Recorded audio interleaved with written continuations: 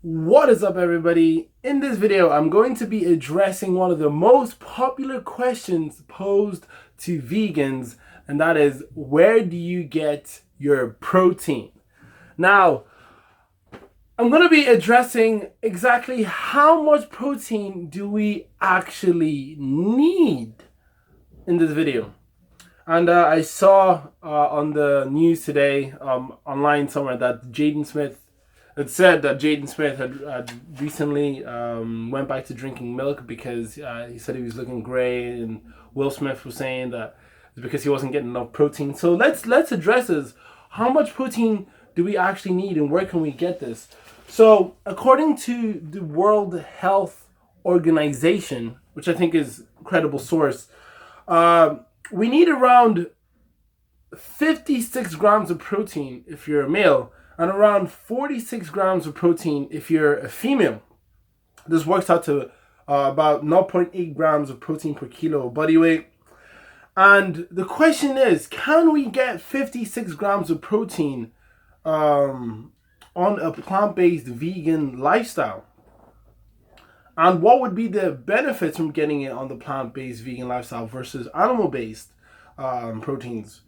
Now, if we were to only eat 2,000 calories, okay, hypothetically speaking, 2,000 calories, and you were to pick a food source, say you pick lentils, I'm going to eat 2,000 calories of lentils. You're not going to do this, but this is just a testament to see the amount of protein content in these foods. If you were to eat 2,000 calories of lentils, you would get 157 grams of protein. If you were to do the same with broccoli, you would get 147 grams of protein.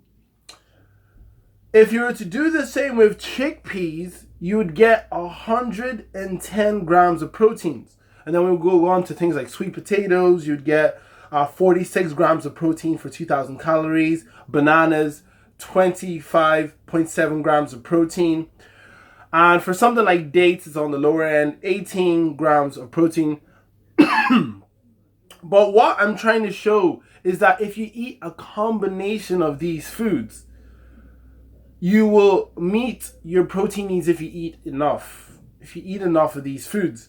And even mushrooms, for a cup of mushrooms, there's 2 grams of protein. And I always recommend what Dr. Joel Fuhrman says is that you want to be getting the G bombs in, which are the greens, beans, onions, mushrooms, and berries and stuff like that. The greens and the beans, really, really important for nutrition profile. And what about the benefits? Are there any benefits for in terms of your health and weight loss, etc., if that's your journey, to plant-based proteins versus animal-based protein? Hell yeah! Hell yeah! With animal-based protein, you do get protein, yeah, but it's coming with saturated fats and cholesterol and zero fiber. Constipation is a thing. It's a big thing. It's a big issue. And animal-based proteins have no fiber in them. Plant-based proteins, however, you got your chickpeas and your beans and your lentils, etc. They have fiber, they have micronutrients, you know what I mean? They're relatively low in fat to help you on your weight loss journey. So whenever you see online that, vegans can't get enough protein, etc., just remember that a gorilla is eating a plant-based lifestyle, and no one on here would get in a ring in a one-on-one with a gorilla, because they would get messed up. Okay, so if you want to see recipes that contain beans and greens, etc., I have released an ebook called Plant-Based to the Face, over 40 low-fat vegan recipes that have helped me stay on this lifestyle for 6 years, over 6 years. And I feel better and better and better every day that I follow a plant-based lifestyle. Better for my health, better for the environment, and better for the animals. So with that being said, thank you very much for watching this video. Jaden, I hope you're doing okay, my brother. And yeah, with that being said, peace and love.